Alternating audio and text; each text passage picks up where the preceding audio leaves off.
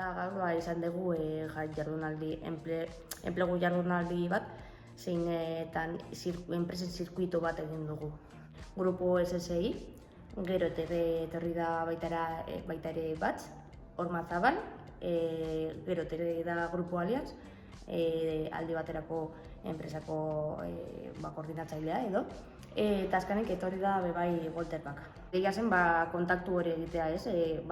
Igorreko pertsonak lanean lana bilatzen ari direnak, kontaktu zuzena izatea enpresekin eta igorreko enpresekin. Eta jakitea, adibidez, zer perfil profesional ari dira bilatzen.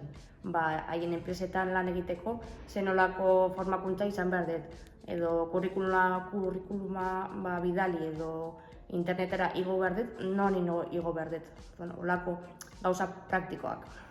Geure blog programatik zerbitzu desberdinak dauzkagu, ja igorreko jende asko dago apuntata dira eta ja daramagu 3 urte programanekin.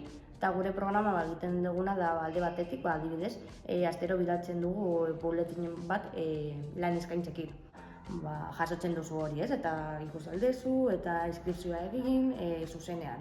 Gero bai daukagu orientazio individualak, kurrikulum bat egin, helburu profesionala definitu, formakuntza bilatu eta nahi desune guztia.